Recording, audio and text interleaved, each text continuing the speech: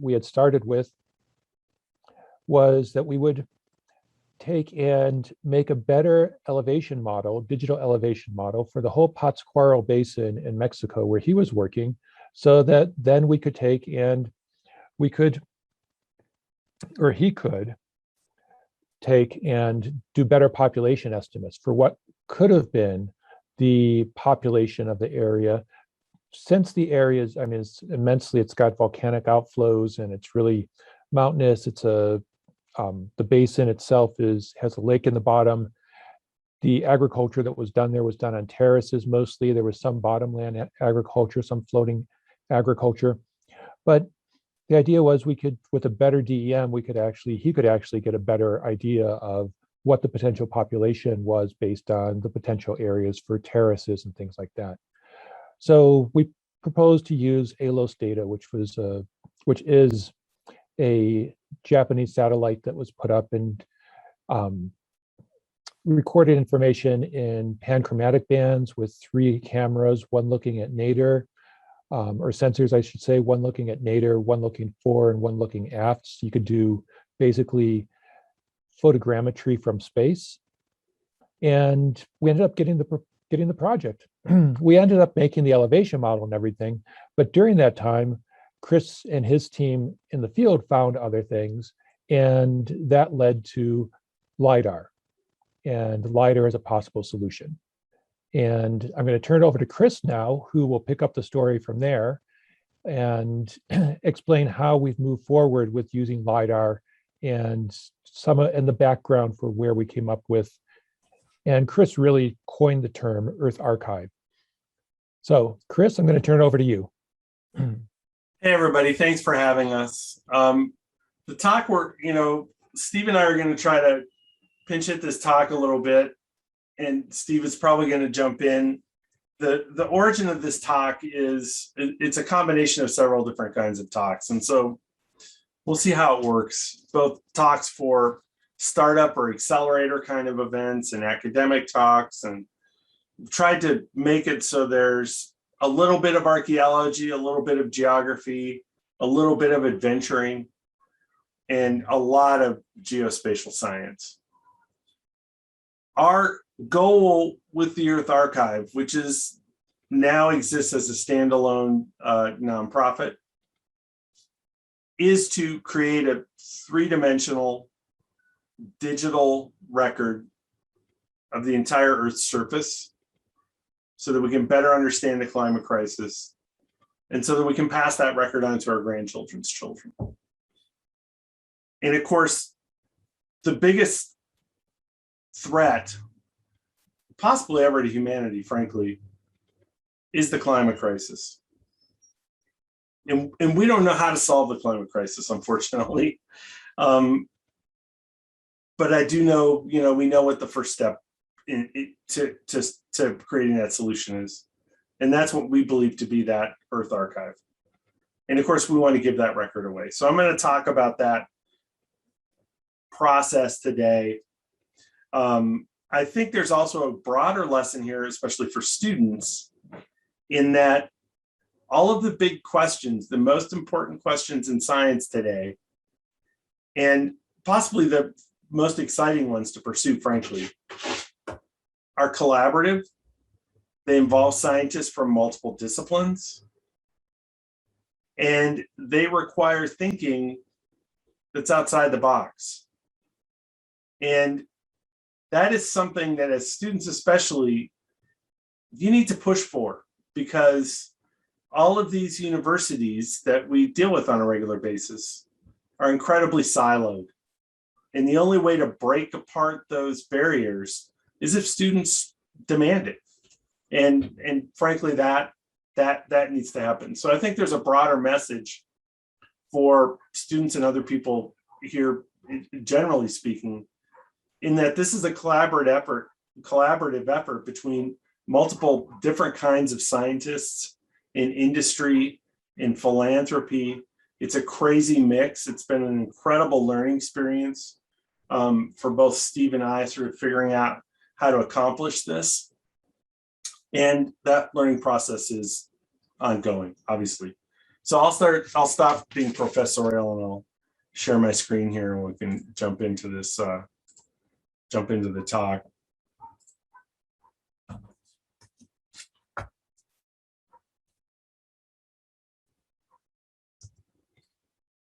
And is that showing up correctly?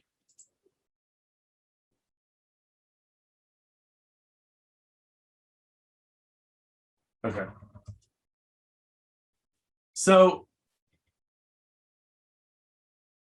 the most astounding place I've ever been, and I think Steve would agree, just generally, was that Mosquitia jungle in Honduras. And of course, I've done field work all over the world. I thought I knew what to expect, but I was so absolutely wrong. That first night in the jungle, we went to this place to discover an unknown ancient city. I felt things moving underneath my hammock, creatures brushing and poking against the thin nylon fabric. In the morning, I got up and there were paw prints, snake prints, hoof prints all around my hammock. This was an amazing place that we were dropped into, a place where animals weren't afraid of people, in a place where humans haven't stepped for centuries. And I think it's kind of surprising to people that places like this still exist. But it's true, there's still thousands of places like this, but they're disappearing pretty quickly. And so this jungle place was absolutely amazing. It's the only place I've ever been where there wasn't a single shred of plastic.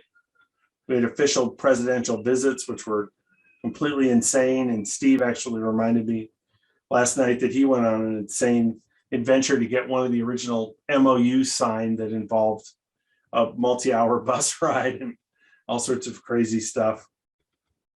Here are some of those unafraid animals: giant snakes, white-lipped peccaries, jaguars, pumas, other kinds of cats. All of these things are incredibly endangered. And in fact, recent work has demonstrated that there are animals in this Mosquitia place that were thought to have gone extinct decades ago in Central America.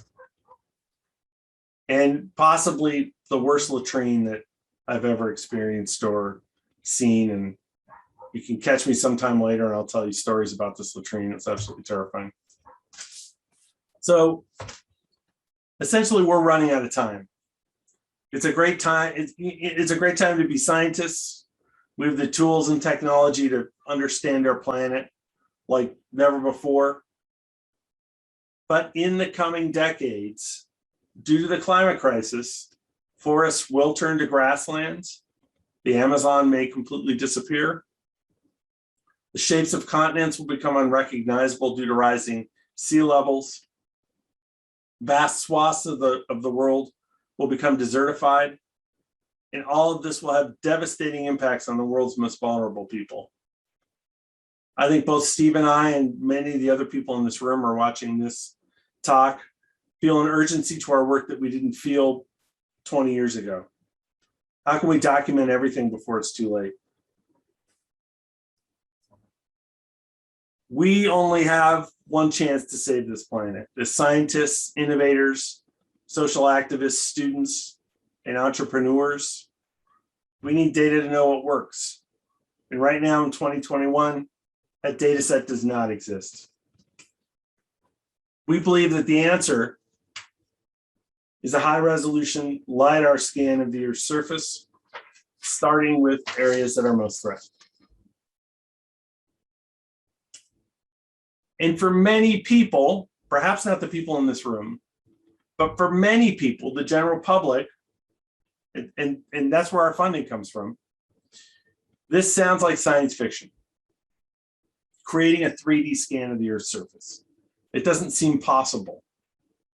But in fact, we already have the technology to do this. Recently, we watched in horror as the Notre Dame Cathedral went up in flames. The iconic spire collapsed. The roof was all but destroyed. Miraculously, scientists had scanned the cathedral using terrestrial LiDAR inside and out in 2010. At the time, their goal was to understand how the cathedral had been constructed. Now, their LiDAR scan is the most comprehensive record of the cathedral, and it'll be invaluable to the reconstruction.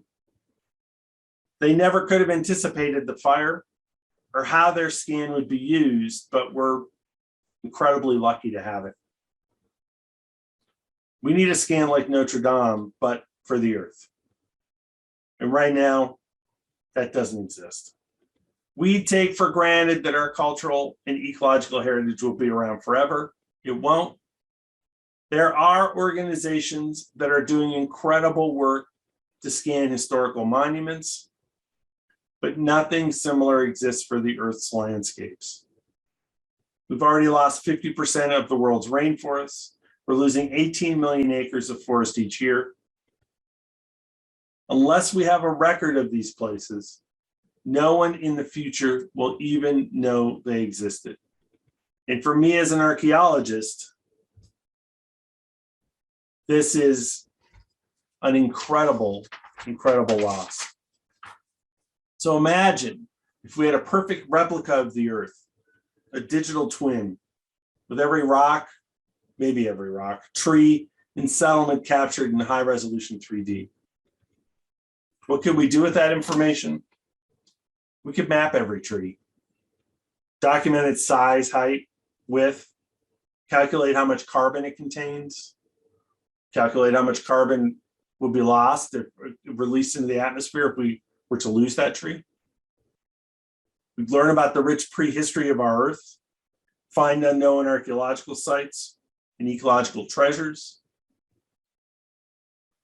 We could more accurately measure fuel loads to help combat wildfires. We could help build resilient communities and infrastructure. And importantly, we could help some of the world's most vulnerable people with land tenure and other disputes, along with hundreds of other uses. But perhaps most importantly, we would build a legacy for our grandchildren's grandchildren of what the Earth looks like today before it fundamentally changes. We know how to do this.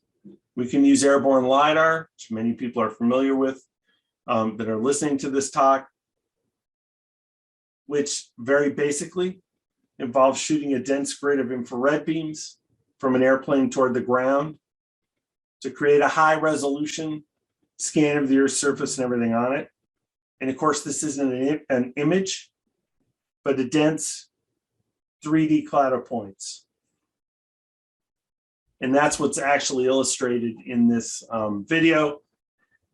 And I should mention that a lot of this imagery comes from a project that was detailed in a book that both Steve and I are in. It was written by Douglas Preston, a New York Times bestselling book called Velocity the Monkey God, which was this project was loosely created around the production of a documentary. And finally, for all these years, that documentary will have its sort of global premiere on October 31st on the Science Channel, which is basically the Discovery Channel, the rebranded Discovery Channel.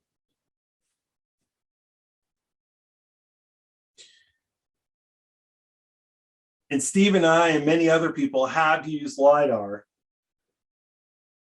to discover lost cities, cultures, and landscapes throughout the Americas and elsewhere. And generally speaking, airborne LiDAR has become a powerful tool for science and industry. And Steve and I have used airborne LiDAR successfully on two major projects, which I'm going to touch on really, really briefly. And the first of these is the discovery of an unknown ancient city in that same region that Steve was talking about at the beginning of this talk, a place that we now call Angamuco, which occupies a rugged Malpais area that is not suitable for modern agriculture, but is perfect for preserving ancient building foundations. And thanks to 2 airborne LiDAR scans at a very high resolution, we're able to fully document the organization, scale, number of building foundations, and hundreds of archaeological features, thousands of archaeological features from this place, including pyramids, over 30 pyramids, roads, granaries, the houses of ordinary people, the houses of elite people, and many, many other features. And that's actually what's shown here. This is a visualization we created. It spins too slowly and for too long, but you can see we can lift off the vegetation and see the archaeology below. So here in the center, we have a pyramid, a ceremonial plaza, which is actually an ancient cemetery that is surrounded by several hundred buildings and roads and other features. Everything you see here is part of a landscape that was completely modified by people. This modified landscape, we now know, covers over 26 square kilometers. So it makes it one of the largest cities in central Mexico, though it's not as densely settled as some places that you may be familiar with, like Teotihuacan. And we now know it has over 64,000 building foundations, which is the same number of building foundations as found on the island of Manhattan. But of course, unlike Manhattan, most of these buildings are the residences of ordinary people. They're not skyscrapers.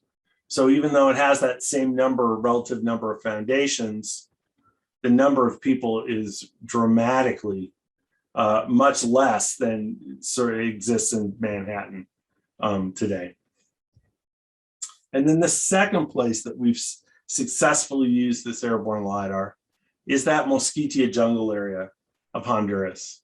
And that was possibly one of the most exciting projects that I've been involved with, and I think probably that Steve has been involved with as well.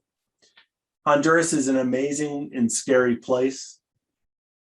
It's the original banana republic, and much of it is contested, rugged, unpopulated, inaccessible, and incredibly dangerous.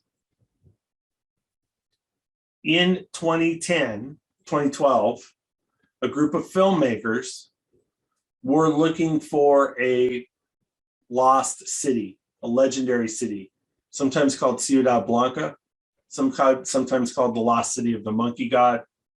It was a legendary place. It doesn't actually exist.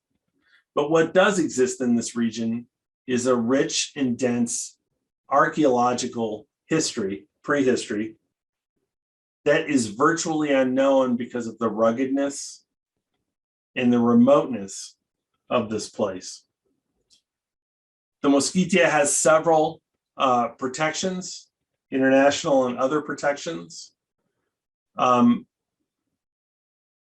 the country lacks the resources to implement all of them. So the area is incredibly endangered from deforestation, especially not for the timber, but instead for beef. People run beef on these areas. It's called rainforest beef, and it's one of the reasons that you shouldn't, get a hamburger from McDonald's or Burger King. And just as an example of some of that deforestation, this is a helicopter that's just lifted off from one of those sites that we discovered during that LiDAR scan.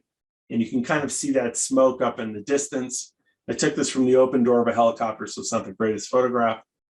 That's the nearest deforestation. So when we did this study originally when we visited this place in 2015 and 2016, the nearest deforestation was about 10 kilometers away. Undoubtedly, it's much closer today. And there's an example of some of that recent deforestation. That initial LiDAR scan showed what we interpreted to be cities in several areas that were scanned.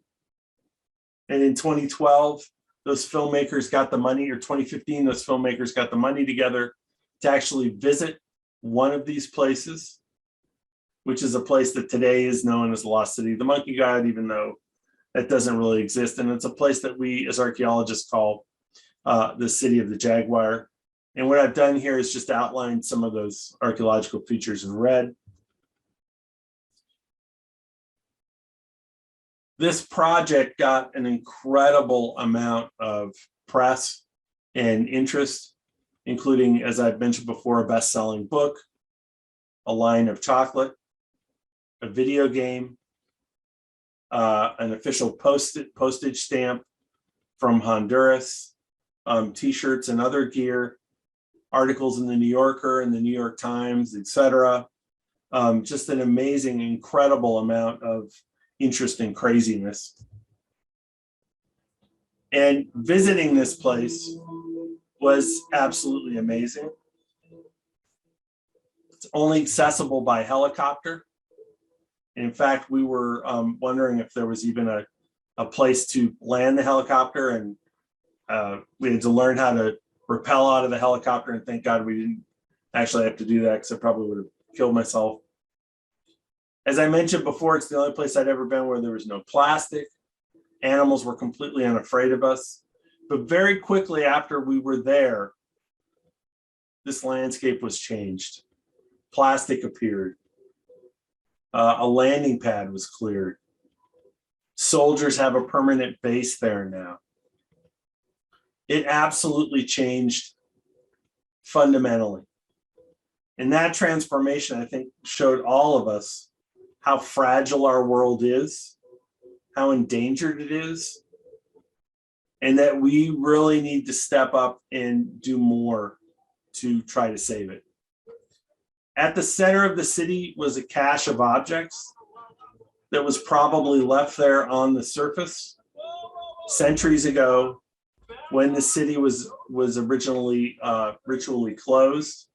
And here I am with my 15 seconds of fame yelling at people to stay off the archaeology. The presence of this cache in the way that it was as it was left centuries ago led to an ethical and a scientific dilemma. What to do with these objects, how to best protect them. The Honduran government wanted to remove the objects immediately in a non-scientific manner. We stomped our feet on the ground and said absolutely no. And 6 months later, we returned with a much larger team to go back and stabilize the deposit and excavate those objects that were most in danger of being looted. We ended up excavating about a quarter of the deposit. We covered the rest with gravel and earth. And this is a bit from an unreleased National Geographic documentary outlining that excavation and that work that we did.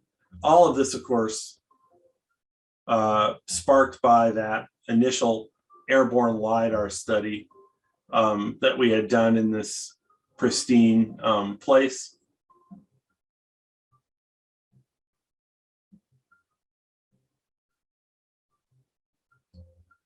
And today, that soldiers' camp had fundamentally transformed this landscape.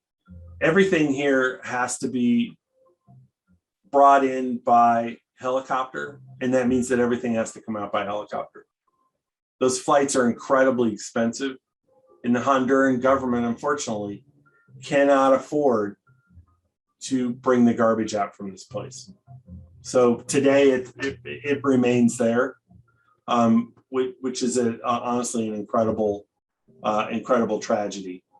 Kind of in the same way that sort of oxygen tanks litter Mount Everest, etc.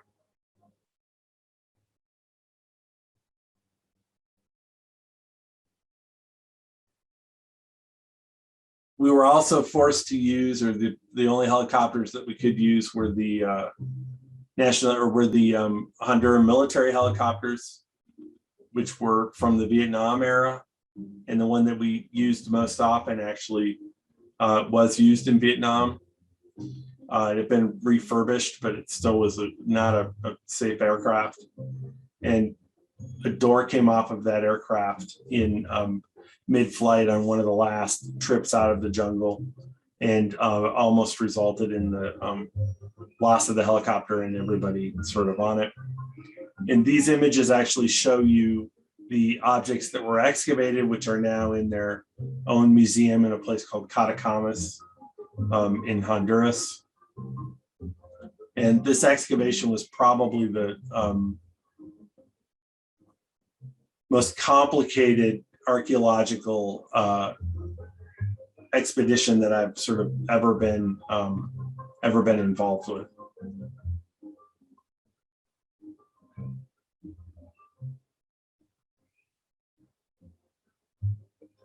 It was very important culturally for Honduran archaeologists to be involved with this this excavation. And of course, it was multidisciplinary and involved archaeologists from the United States, Honduras, and many other places.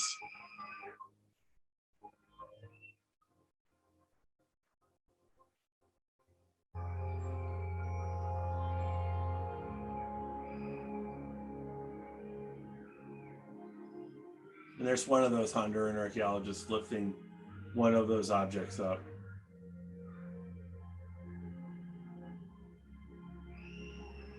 And it became kind of a big sort of point of national pride.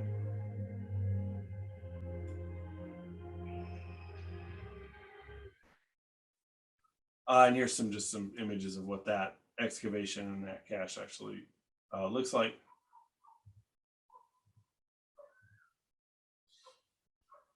So all of this work sparked our interest in our work in the Earth Archive and the creation of this amazing program of scanning, investigation, curation, and dissemination.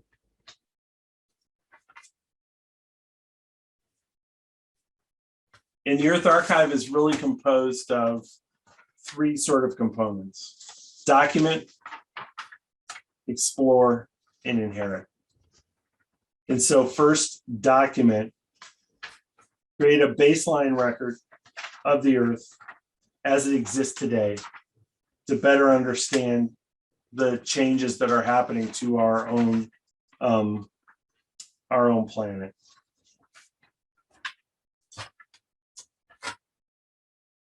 Help us better understand the climate crisis and the changes that are happening due to the climate crisis.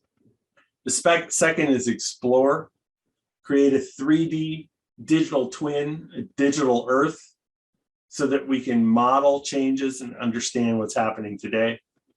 And then the third, and one of the most important things for me, is to inherit.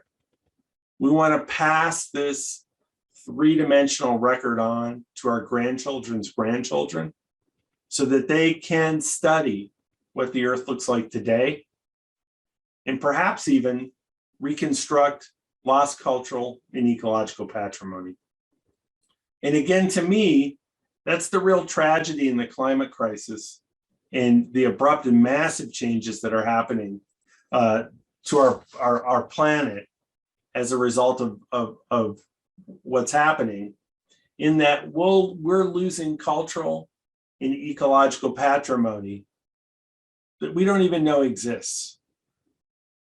And that's the tragedy. If we don't know it exists, we'll never know, unfortunately. A 3D scan of the planet's surface and everything on it is one way that we can document and understand what's here, both for today and in the future. And then, of course, we want to give this record away to everyone globally. We want to open source the entire record. for science, for industry, for entrepreneurs, for students, etc.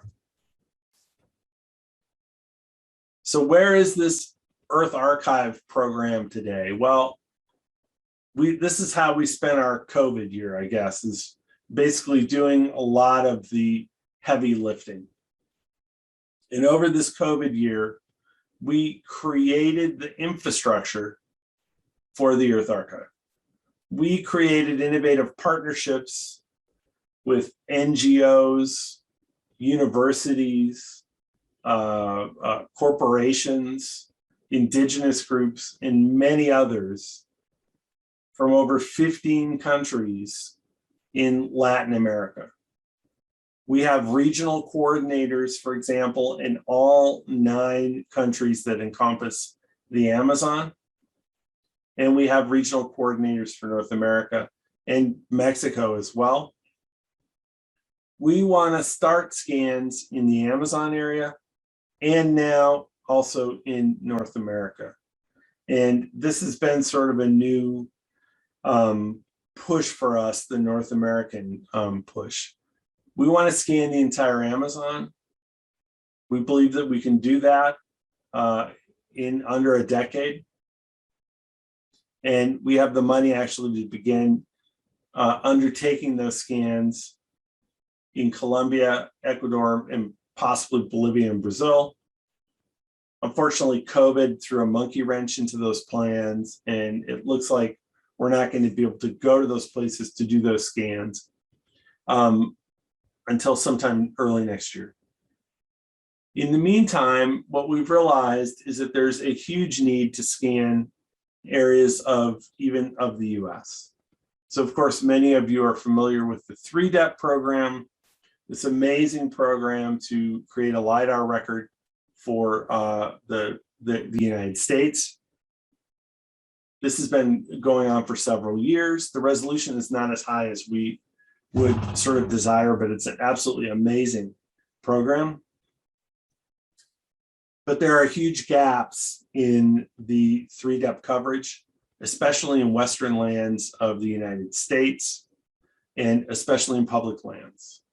And so we've initiated a fundraising campaign to scan some of these areas in the West that are just not going to get scanned in time.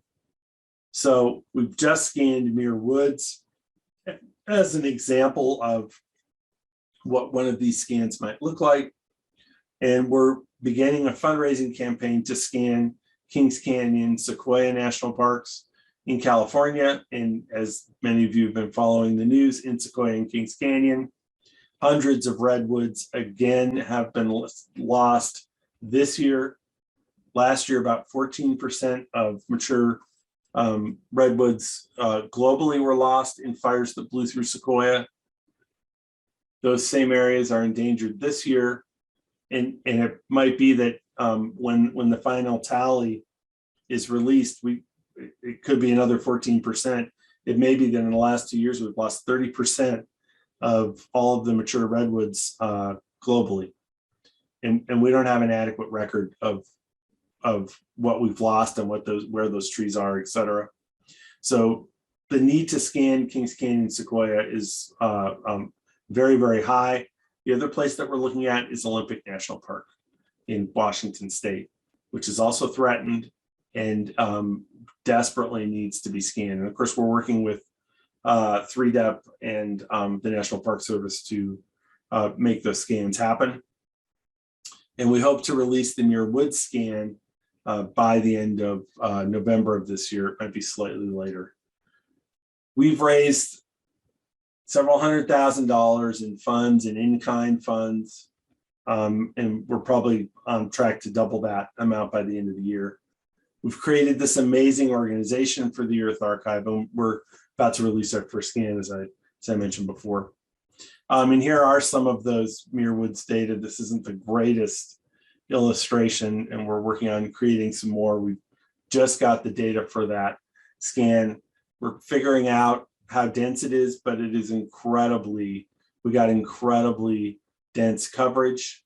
And Muir Woods is an amazing place. It doesn't have the tallest redwood trees, Those are in Kings Canyon that are actually sequoia. But the trees are very, very high. They're about 77 meters high in Muir Woods. So it's a great test of the technology and what we're able to do. How can you get involved, you might ask? Well, for those of you that are students or other people here at CSU, you have an advantage over other folks in that Steve and I are based here at CSU. And so you can contact us directly to get installed, to become involved. But of course, you can help sponsor scans, and there's a way to donate for those scans if you so desire. We'll always take in-kind donations. But most importantly, you can participate in Earth Archive events. So last June, we had the first, which of what we hope to be an annual event, which was the Earth Archive Congress. We had about just under 800 people logged in. It was a hybrid event. It was a virtual event.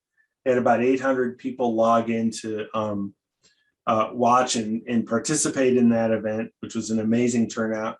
We had over 60 speakers, stretched over 2 days. And in June of 2021, we hope to repeat that conference.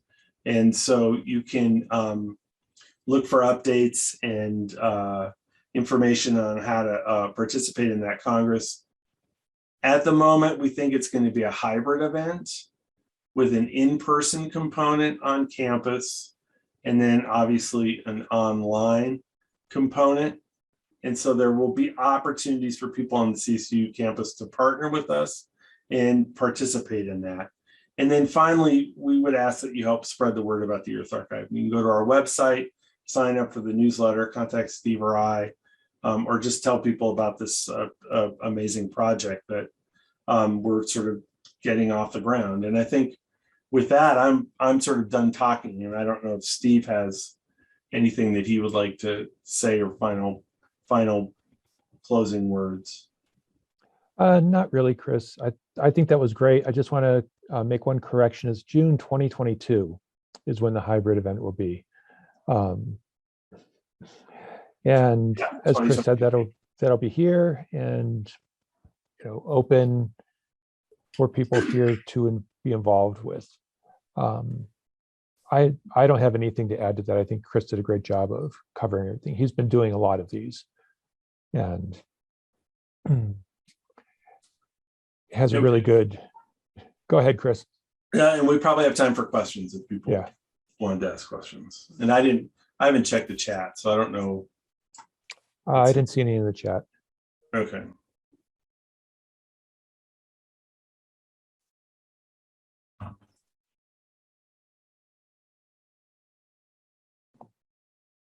Are there any questions?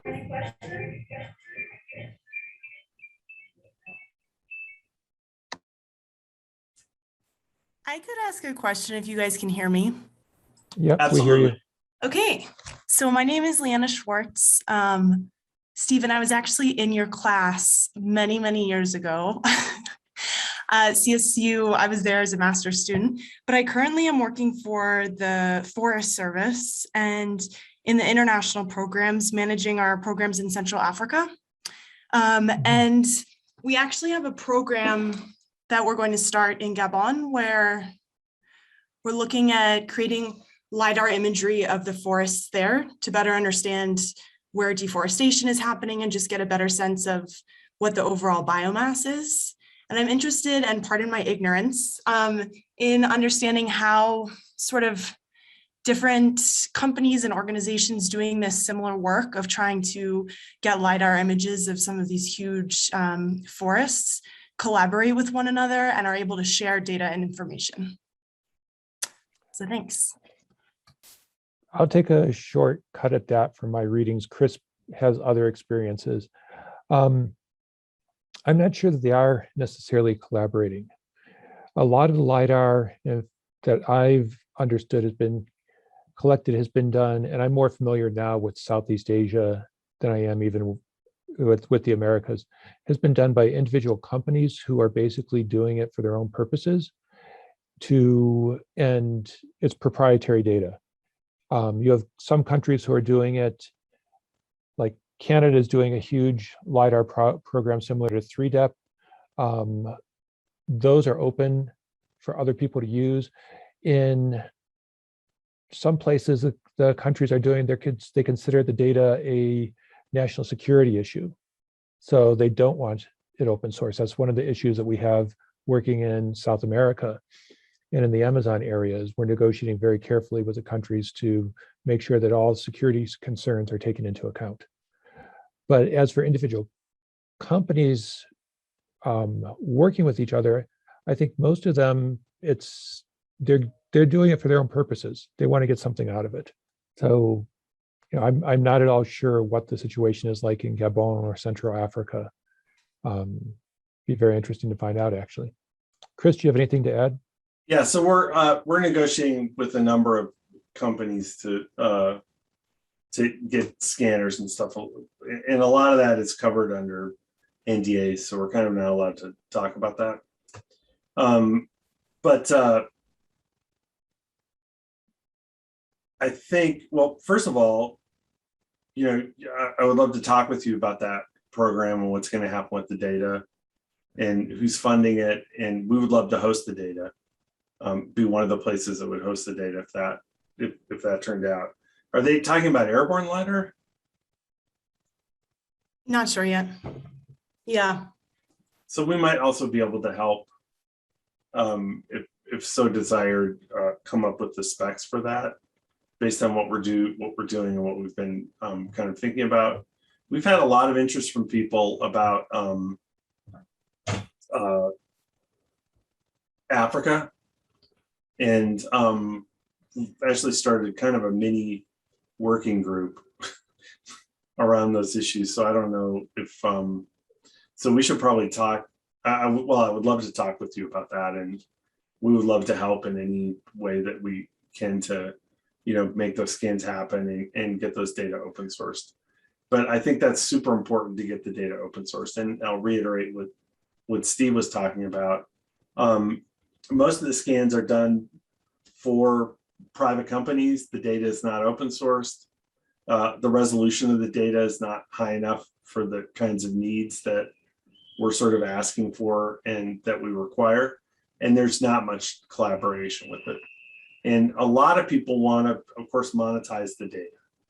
And we just don't think that that is, even from a business perspective,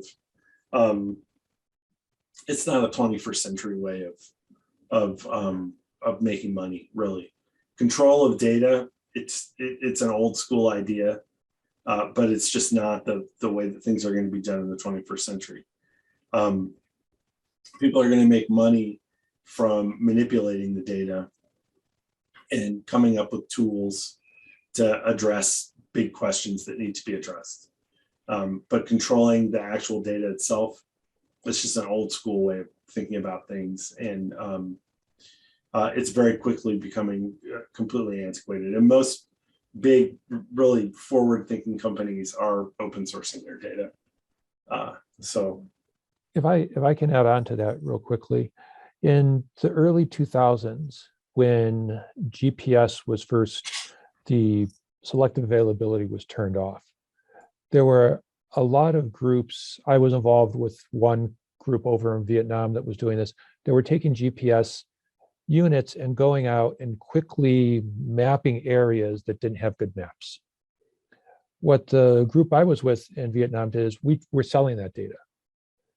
You know, there was a group over in London that became OpenStreetMap. They were giving it away.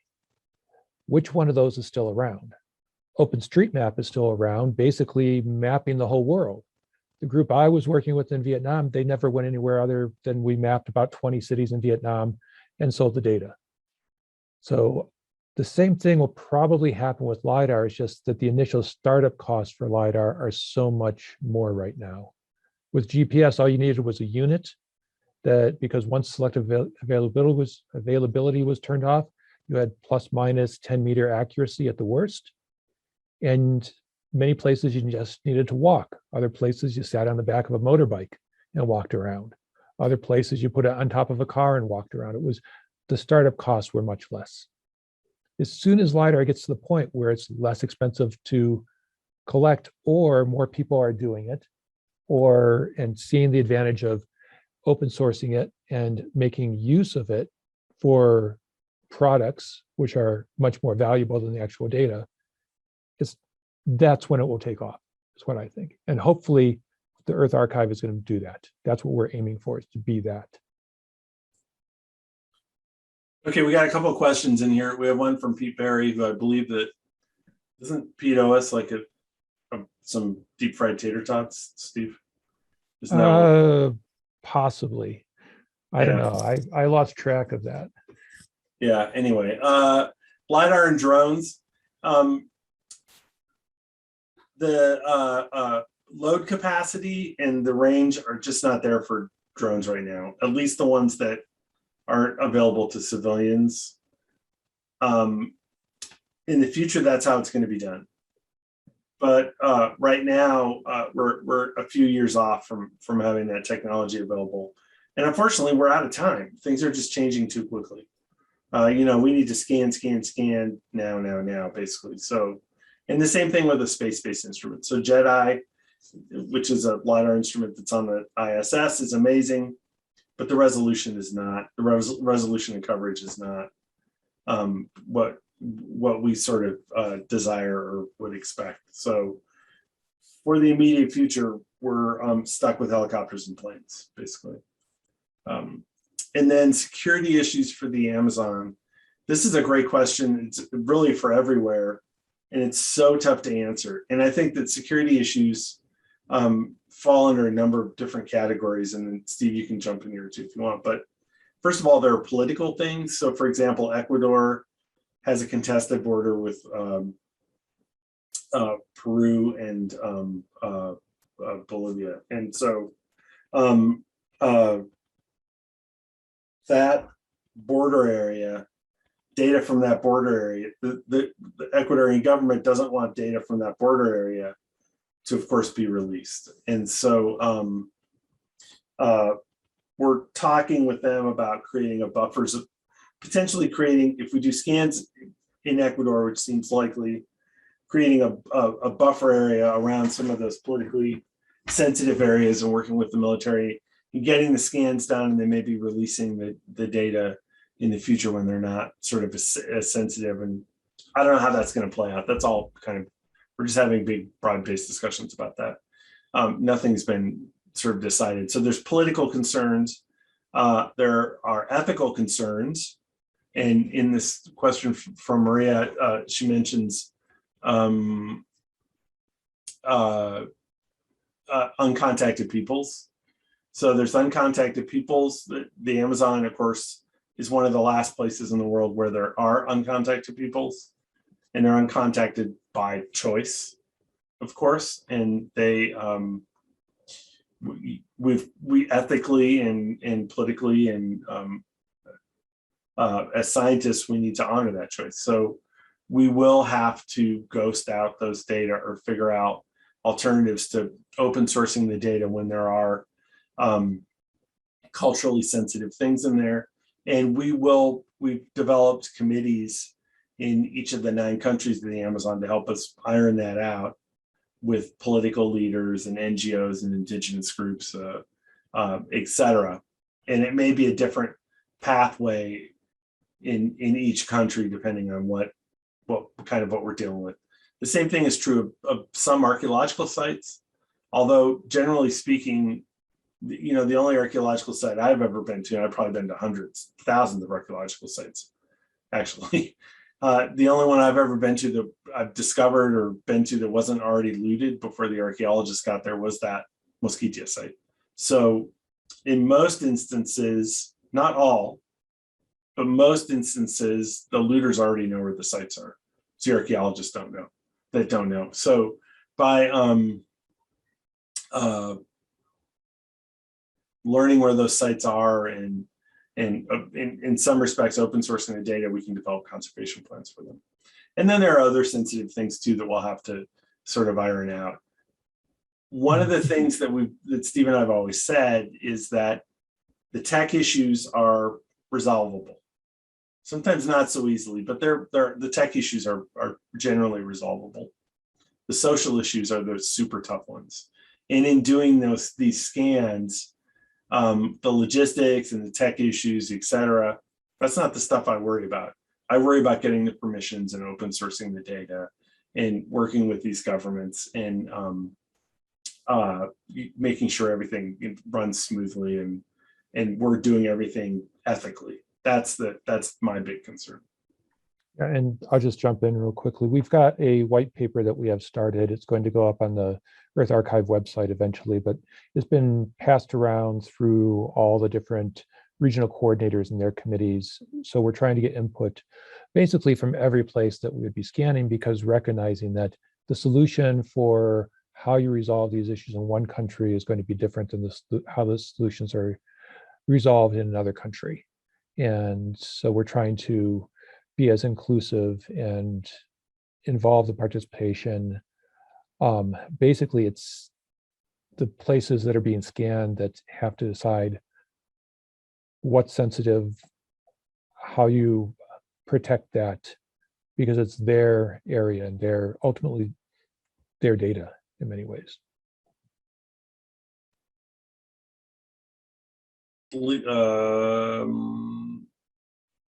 Yolanda has a question about SEML.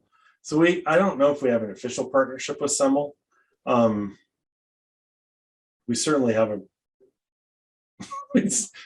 we certainly know everybody over there, and I think that wouldn't be an issue if we definitely need to do that or get access. And I would hope that we could make a call over there and make that. I think that we could definitely make that happen fairly easily. But I don't think we have do we have a formal partnership with them, Steve? No, we don't. Yeah. One of the things, I think SEML mainly works with military lands, and That's I what think the question's about. Yeah. right, and those places, it might just be a question of, can their data be archived, be open source archived? They probably don't want it, but maybe 50 years from now they will, because I think most of those places have been, or many of those places have been scanned at very high resolution already. I'm not sure, but I think a number of them, they've got a lot of data already attached to them. Yeah. That's all the questions in the chat, I think.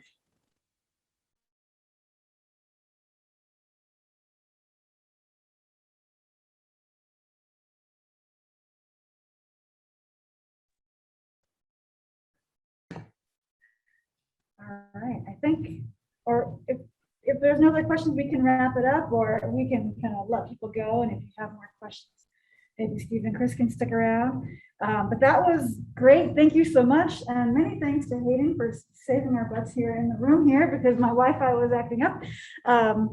But yeah, thank you so much. I think the discussion at the end about security and privacy is almost as interesting as the rest of it too. So many issues to think about. So yeah, again, thank you to Steve and Chris and the Earth Archive project. And we'll put the recording for this on the event page on the Geospatial Centroid website. And if you have any questions, you can email Steve or Chris, or contact me, and I can get you their contact info. All right. So yeah, Thanks so much, everybody. Thanks very much for having us. Thanks, everybody.